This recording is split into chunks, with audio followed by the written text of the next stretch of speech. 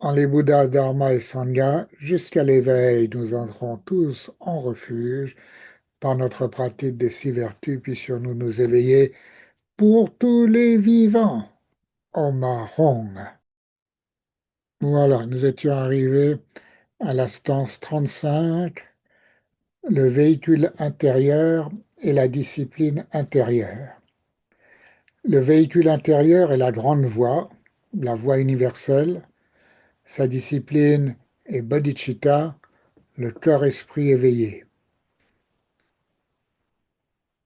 Cette discipline, bodhicitta, est celle des bodhisattvas et bodhisattvas, les vaillants chevaliers et vaillantes chevaleresses d'éveil. Bodhicitta, le cœur-esprit de l'éveil, a deux niveaux, relatif ou relationnel et absolu. Et le relatif a deux dimensions, l'aspiration, la motivation, puis l'application pratique. Bodhicitta absolu est la réalisation non duelle. La discipline intérieure se vit dans l'ordination de bodhisattva associée au vœu de bodhisattva. C'est ce que nous allons voir. Le véhicule intérieur, le grand véhicule, Tekpa Chenpo, c'est aussi la grande voie ou la voie universelle, a pour discipline intérieure bodhicitta, Janjub Disem, le cœur-esprit de l'éveil ou le cœur-esprit éveillé. Bodhicitta est la discipline des bodhisattvas, Janjub Sempa, et bodhisattvi, Janjub Semma, qui sont les vaillants chevaliers et vaillantes chevaleresses d'éveil. Alors, la discipline intérieure, bodhicitta. La discipline intérieure est bodhicitta Janjub Disem, que l'on traduit par le cœur-esprit d'éveil. Ce cœur-esprit d'éveil ou de l'éveil est la motivation, l'intention de bienveillance universelle, que l'on dit aussi amour bienveillant, Jampa, et compassion altruiste, Ninje. Suivant la formule d'Atisha que vous connaissez, Bodhicitta se dit par ma pratique des six vertus que je m'éveille pour le bien de tout vivant. Bodhicitta, l'esprit d'éveil, Janjub Disem, Janjub c'est Bodhi, c'est l'éveil, Jan signifie pur, pureté, Jub, pénétrer, intégrer, au sens d'intégrer la dimension pure, d'intégrer la pureté, et Sem, cœur-esprit. Alors on a traduit Sem souvent par esprit, mais l'esprit n'est pas seulement l'esprit mental, c'est aussi l'esprit du cœur, raison pour laquelle nous accolons cœur et esprit pour parler de cette attitude du cœur et de l'esprit qui est celle de l'éveil.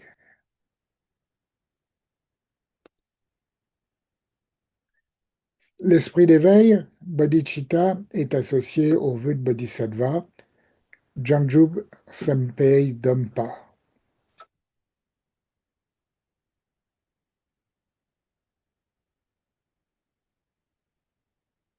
Bodhicitta relatif et absolu. On a vu qu'il y avait les deux. Le cœur-esprit de l'éveil a deux niveaux, le niveau relatif ou relationnel et le niveau absolu, non duel. Bodhicitta relatif, Kunzob Janjub Disam. On a déjà vu cette expression Kunzob Denpa pour la réalité relative, ou voilé, masqué, travesti. Bodhicitta, le cœur-esprit d'éveil au niveau relatif, relationnel, Kunzob Janjub Disem, est la pratique du vœu de Bodhisattva qui est de consacrer son éveil au bien d'autrui, Shenpen, au bien de tous les vivants, Sebchen Tamche.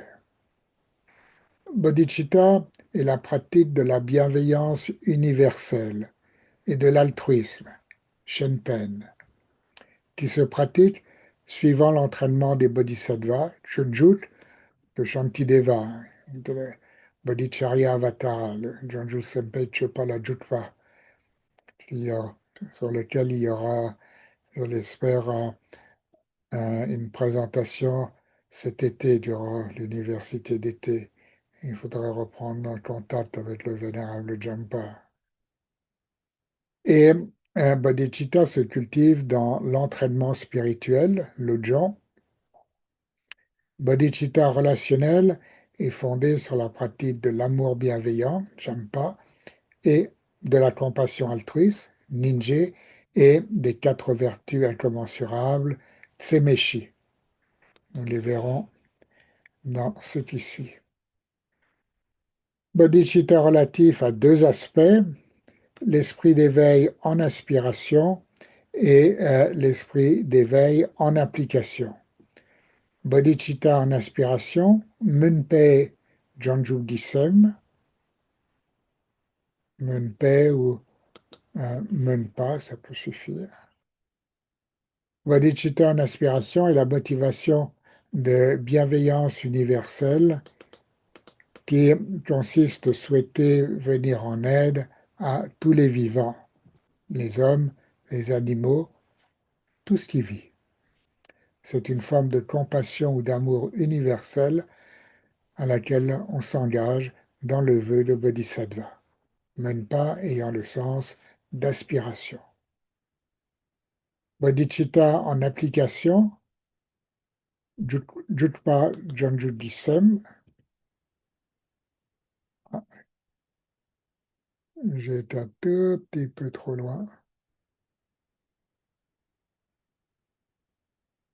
Voilà. Bodhicitta en application consiste à mettre en pratique et à vivre la motivation d'amour, de bienveillance universelle dans l'exercice des six vertus transcendantes. Parole tu Chinpa Juk. Jukpa a le sens d'application, de s'appliquer à. Parole tu Chinpa signifie littéralement aller au-delà, aller de l'autre côté, signifiant que les six vertus nous font aller au-delà du samsara, au-delà de dukkha, c'est-à-dire en nirvana. Ensuite, bodhicitta ultime, Tundam Janjugdisem, bodhicitta ultime ou absolu, Tundam Janjugdisem, est fondé sur la pratique de la vacuité, le cœur-esprit d'éveil au niveau absolu, non duel, et la réalisation des deux non-soi enseignés dans la perfection d'intelligence transcendante, la Prajnaparamita, Sherabdi Paul Tuchinpa. Bodhicitta ultime ou absolu est un nom pour l'ultime expérience de la nature de l'esprit, nature de la réalité. Donc le véhicule intérieur de la voie universelle se vit sur la base de la discipline intérieure de bienveillance et d'altruisme universel engendrée dans le vœu et l'ordination de Bodhisattva Jansem Dompa. Voilà. 36. La voie universelle des Bodhisattvas. La voie des Bodhisattvas est celle de l'amour et de la compassion, une aspiration de bonté, de bienveillance universelle. Cette motivation se met en œuvre dans la pratique des six vertus parfaites ou transcendantes: le don, la discipline, la patience, l'effort, la stabilité d'esprit et l'intelligence. Les pratiques suprêmes de la voie universelle sont Shiné et Lacton, qui correspondent aux cinquième et sixième vertus parfaites. Elles sont la source de l'intelligence éveillée libératrice. La vertu parfaite est amour altruiste et intelligence de l'interdépendance libre d'ego. Interdépendance altruiste, IA, comme je dis beaucoup en ce moment. La voie universelle des bodhisattvas consiste à cultiver bodhicitta, l'amour bienveillant, Jampa, une motivation de bienveillance universelle, et la compassion altruiste, Ninjé, une empathie active altruiste. Hein. L'empathie est une empathie active, qui est l'altruisme. Les bodhisattvas mettent en œuvre cette motivation altruiste dans la pratique des 6 vertus parfaites ou transcendantes, que sont le don, la discipline, la patience, l'effort, la stabilité d'esprit et l'intelligence. On se répète. Il y a 3 types de compassion. La compassion en référence au vivant, Semchen la Mikpei Ninje. C'est la forme de compassion que l'on exprime quand on voit un vivant qui souffre, que ce soit un humain ou un animal. Dans l'empathie, on éprouve une forme d'altruisme, de compassion. Semchen-la pour les vivants, Mikpa référence, Ninje compassion. 2. La compassion en référence à la réalité. Chela Mikpei Ninje. C'est la compassion qui vient de l'intelligence de la réalité. Intelligence qui voit comment tous les vivants aspirent au bonheur, mais se créent leur souffrance. Qui voit comment les aspirations de tous les vivants et leurs comportements sont contradictoires. Tous nous aspirons au bien-être et au bonheur, mais nous nous comportons de façon telle que nous nous créons nos propres souffrances. C'est une forme de compassion très profonde lorsque cette intelligence est comprise. Ce serait une bonne façon aussi de méditer sur les guerres. La compassion sans référence. Mikpa Mepei Tuje. Mikpa Mepa sans référence. Tuje, la compassion éveillée du Bouddha. C'est une forme honorifique de Ninjé. La compassion sans référence est la compassion éveillée d'un Bouddha. C'est un amour, une activité éveillée qui rayonne spontanément, naturellement, et qui accomplit le bien de tous les vivants sans intentionnalité, sans se dire ah, voilà un bon petit garçon ou une bonne petite fille qui souffre, je vais l'aider, je vais lui donner un coup de main. Dans le Tapotarien, Gampopa décrit l'activité éveillée comme l'accomplissement inconceptuel du bien d'autrui. Tomei Jotenze.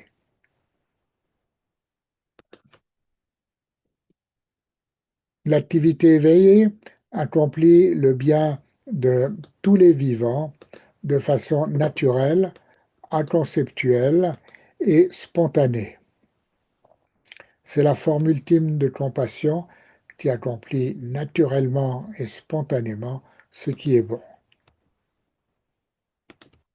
Elle est comparée à l'activité du soleil, dont l'énergie chaude et lumineuse éclaire et anime le monde, fait pousser et croître la végétation, développe la vie, etc., sans pour autant en avoir l'intention ni investir dans son activité une volition particulière. Alors, les 4 vertus illimitées, qui sont aussi les 4 bras de Chenrezig. Les 4 vertus illimitées sont l'amour, la compassion, la joie et l'équanimité. Tsemeshi. Tse, c'est la mesure, la limite, sans, mais, c'est sans, shi 4, donc illimité, incommensurable, sans limite, sans mesure. L'amour bienveillant. Jampa, Maitri en sanskrit. Jampa est aussi le nom de Maitreya, Bouddha de l'avenir. La compassion altruiste, Ninje, Karuna. La joie du bonheur, Gawa, Mudita, bonheur de l'éveil. Et l'équanimité, Tanyam, Upecha. Ce sont les 4 vertus illimitées que l'on connaît dans leur formule classique. Semchen, Tamche, Dewa, Tan, Dewe, Jutan, Denpa, Yochit. Dungal, Tan, Dungen, Di, Jutan, Jalwa, Yochit. Dungen, Mepe, Dewa, Damba, Tan, Mijalwa, Yochit. Nierin, Chatan, Tan, Jalwe. Tonyom, Jenpula, Nepa, Yochit. Puissent tous les vivants avoir le bonheur et les causes du bonheur, être libre de souffrance et des causes de souffrance, ne pas quitter le vrai bonheur libre de souffrance et résider en la grande équanimité libre de passion partisane. Les 6 vertus parfaites ou les 6 vertus transcendantes. La voie universelle des bodhisattvas, Jonju Sempelam, le Mahayana, le grand véhicule, Tedpa Chenpo, et la voie de la bienveillance universelle, Jampa, pratiquée dans les 6 vertus parfaites, qui sont bodhicitta en application, en pratique. Parul tu Chinpadut, 6 paramitas, Parul tu Chinpa, Parul tu au-delà, Chinpa aller, Dut 6, Parul tu Chinpadut, aller de l'autre côté. On peut parler des 6 vertus, les 6 vertus transcendantes, entendu que ce sont les 6 vertus qui, dans la pratique, nous font aller au-delà des illusions, au-delà des souffrances, au-delà de la dualité, du samsara, jusqu'au nirvana. Ce sont des vertus qui permettent de transcender illusions, voiles, et c'est dans ce sens qu'elles sont transcendantes. Il y a une progression dans les 6 vertus transcendantes, et elles n'atteignent leur qualité transcendante, à proprement parler, qu'associée à la Prajnaparamita, à la 6e, Sherabdi Parol Tuchinpa. Ce n'est que lorsque l'intelligence supérieure, la connaissance transcendante, l'expérience directe, immédiate et associée aux 5 autres paramitas, du don, de la discipline, de la patience, de l'effort et de la stabilité, qui a proprement parlé un don transcendant, etc., euh, pour les autres vertus transcendantes. Là, le don, la générosité, jinpa, dana, générosité dans tous ses sens, et toutes les formes de dons, hein, aussi bien matériels que d'attention, de soins et don du dharma. Le don est un geste de dessaisie, de désappropriation, d'ouverture et d'attention à l'autre, dans le don de soi, de ce que l'on est, de ce que l'on a, dans toutes les différentes formes de don. La discipline, hein, qu'on peut aussi nommer éthique, c'est bien. Tsultrim, sanskrit shila, la discipline éthique. Tsul, c'est le comportement, la manière, la façon de faire. Trim, c'est la règle, ça peut aussi être la loi, ce qui est ordonné. L'ordonné, c'est un peu bizarre. Tsultrim est littéralement un comportement ordonné au sens de discipliné, dans une discipline de vie. Et il y a différents types de tsultrim qui évitent ce qui est négatif, cultivent ce qui est positif et accomplit le bien des vivants. Troisièmement, la patience. La patience, c'est aussi l'endurance. Ce pas, santi, c'est la capacité à supporter, à endurer. Il y a différentes formes de patience, depuis la capacité à supporter des adversités extérieures jusqu'à l'ultime patience qui est capable de supporter la réalité telle qu'elle est. L'effort, tsunru, virya. Les 2 parties du mot ont le sens de faire effort. Tsun, tsunpa, ju, l'effort intense. Il y a aussi différents niveaux d'effort. L'effort qui sait surmonter la difficulté, l'effort qui accomplit ce qu'il y a à accomplir, et l'effort qui continue jusqu'à ce que l'objectif soit atteint. Euh, Ce jeu est une qualité particulièrement importante pour les pratiquants, les méditants, les yogis et toute personne investie dans un travail ou dans un projet.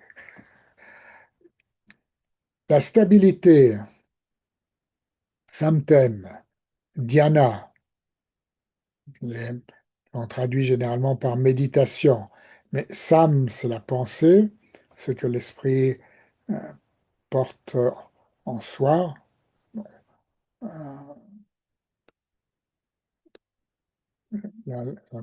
sten, c'est stable, hein, stabilité. Samten est littéralement la stabilité de l'esprit, la stabilité de la pensée. C'est la cinquième paramita en relation avec la pratique de Shiné.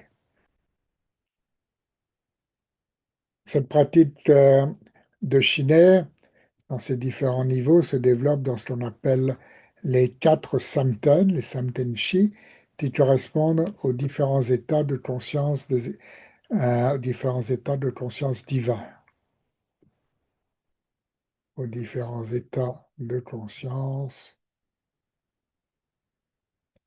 de conscience divine. Ce n'est qu'avec la sixième paramita que l'on arrive à l'expérience libératrice véritable, la connaissance transcendante. Alors, connaissance transcendante, qu'on dit aussi souvent plutôt compréhension, euh, et même aujourd'hui j'utilise beaucoup intelligence, ce qui marche bien en français. Chez Ram, prajna, la connaissance transcendante, la prajna paramita, qui a le sens de connaissance excellente ou supérieure. Il y a différents types de Shéram, mais le plus important est la connaissance supérieure supramondaine, c'est-à-dire la connaissance excellente ou l'intelligence, vous voyez, ça va bien, qui transcende le monde, qui transcende le samsara. C'est elle qui est à proprement parler, Sherab Parol Tuchinpa, la perfection d'intelligence.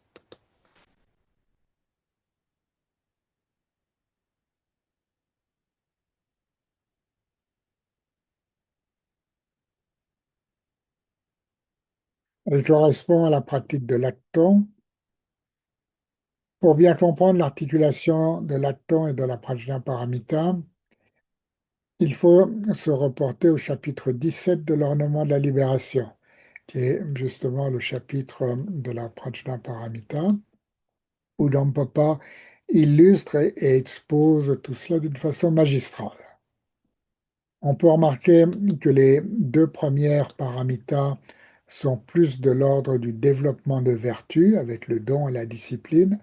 Les deux dernières paramitas sont plus du niveau du développement de l'intelligence avec un prajna dans la stabilité et la compréhension. Et finalement, les deux paramitas intermédiaires, la patience et de l'effort, participent de la pratique des deux premières, le don et la discipline associés au développement de vertu, et des deux dernières, la stabilité et l'intelligence. Dans toutes ces paramita, la patience et l'effort sont toujours nécessaires. Alors, les pratiques suprêmes de la voie universelle, pratiques méditatives, euh, euh, sont celles de Shiné et de Lacton. Elles sont la source de l'intelligence éveillée, libératrice. Shiné, rester tranquille. Shi, c'est tranquille. Paix, né, c'est rester. Sur les bases de la discipline, Tsultrim, deuxième paramita, la pratique commence par cultiver le samadhi, Tingezin, l'expérience profonde, en pratiquant Gompa, la méditation, l'habituation. La méditation consiste à cultiver la présence, Genpa, avec la vigilance, Sheshin. Ce sont les deux aspects fondamentaux de la pratique de Shiné. La pratique de Shinem est liée à la stabilité, Samten, de la cinquième paramita. La présence, Jenpa. Jenpa, présence, un terme difficile à traduire car il est très riche dans ses connotations et usages. Jenpa est avoir présent à l'esprit. C'est aussi avoir la présence d'esprit. C'est être présent à. Et dans certains cas, c'est simplement être présent, la présence. C'est une qualité d'attention présente, la présence attentive. Il est intéressant et important de remarquer que Patrol Rinpoche distingue trois types de Jenpa. Jurjen, la présence attentive contrainte. Longjen, la présence ouverte. Et on pourrait même rajouter la présence attentive ouverte.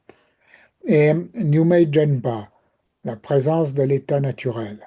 Une progression de la présence attentive initiale jusqu'à l'ultime forme de présence. La vigilance, le discernement chez Shin, c'est la deuxième qualité de Shiné. Chez Shin est la vigilance qui discerne l'état de l'esprit et qui permet, dans son discernement, de revenir à l'état de présence attentive ou de présence tout court. C'est la faculté de discernement, d'observation, qui sait si l'esprit est attentif, présent ou absent. Suffit. Quand on médite, on est attentif à un objet de méditation, par exemple à une statue du Bouddha. Il y a la présence attentive à la statue, qui est Jenpa. Chez Shin, la vigilance est la faculté qui va observer si cette présence attentive reste continuellement ou si elle est perdue, si elle est partie dans des distractions. Chez Shin, est la vigilance qui discerne les distractions et permet de revenir à la présence attentive. Dans chez Shin, et cette vigilance qui permet le rappel, le retour à l'attention. Après Shiné, il y a l'acton, vipassana, vipassana. Mais en tibétain, l'acton signifie vision profonde, lag supérieur, profond, pénétrant, ton, vision. Quand l'esprit est calme, la vision pénétrante voit clairement. C'est comme l'image d'une eau trouble, pleine de vase, et si elle est agitée, elle est complètement obscurcie. Si elle reste tranquille, dans la tranquillité, la vase décante, et il est possible de voir le fond, de voir clairement. La pratique de l'acton est liée à l'intelligence éveillée, chez Rab, la sixième des six vertus. Et la conclusion de la stance, la vertu parfaite et amour altruiste et intelligence de l'interdépendance libre d'ego. Amour altruiste, Shenpen. Shenpen, c'est Shen autre, pen aider. Alors, Shenpen, c'est altruiste, hein. C'est le bien d'autrui, littéralement. Intelligence sans ego, Dame Tope Sheram. Dame sans ego, Topa euh, réalisé et Sherab intelligence. Non ego Dame, Da ego, moi, entité, mais dépourvu de, sans, absence d'ego, c'est la vacuité de l'ego et son insubstantialité, n'est pas quelque chose d'autonome et d'indépendant. Non saisi, alors, Zinmei, Zin, c'est la saisie cognitive, mais c'est toujours le même, dépourvu de, sans. Absence de saisie, la désaisie coupe le cycle de la conscience et libère de l'ignorance et des illusions. Souvenez-vous, c'est le facteur 9 du Pratitya Samutpada. Nous l'avons vu l'autre fois. Non-dualité Nimé, non 2, la non-dualité, fruit ultime de la désaisine, dépolarisation de la conscience, l'état 1 sans 2, 1, non 2 et trine. La voie universelle est la voie de l'amour intelligent. Ma religion est l'amour intelligent. Fin de la stance et nous allons nous arrêter ici pour aujourd'hui. Et s'il y a des questions sur tout ceci, des précisions, Jean-Marc, Dans la qualité de la patience, la vertu de la patience dans son degré ultime, je pense, il était dit que c'était la patience de supporter la réalité telle qu'elle est. Et je ne comprends pas tellement en quoi ça nécessite une patience lorsque la réalité a été réalisée telle qu'elle est. c'est la patience de vivre comme ça quand on n'est plus là. Mais c'est un, c'est une bonne question et ça peut s'éclairer euh, en arrivant là-bas.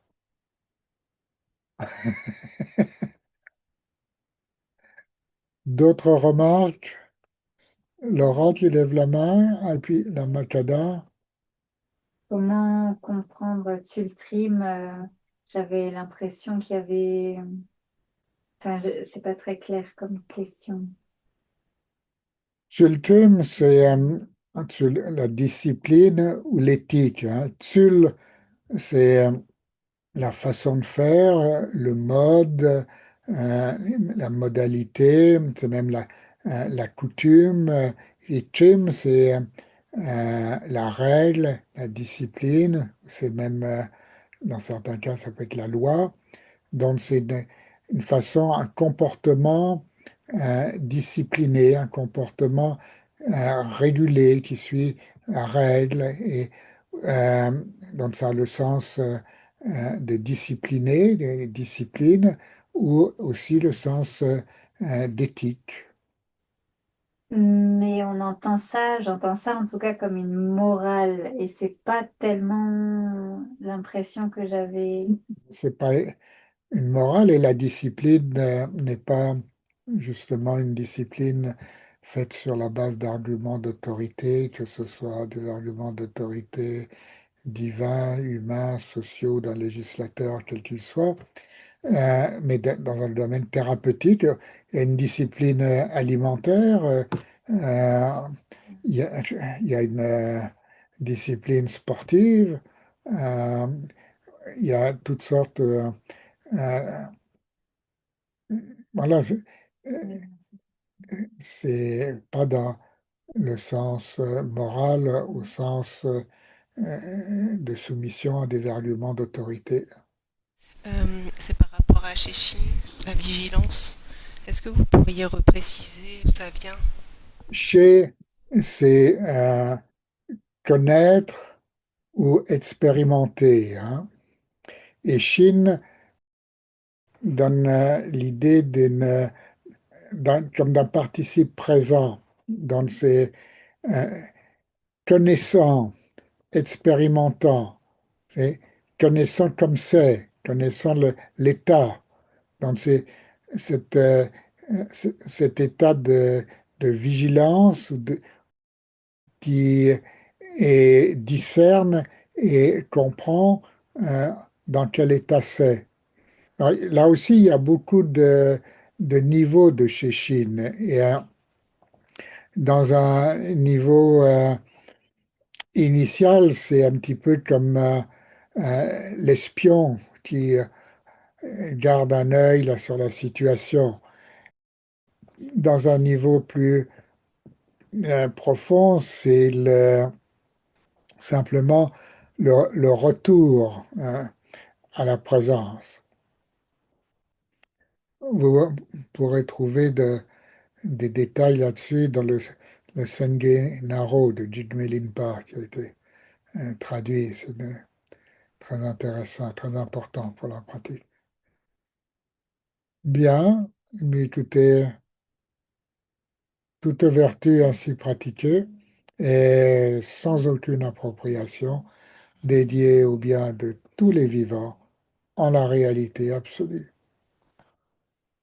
Om Mani Padme Hum.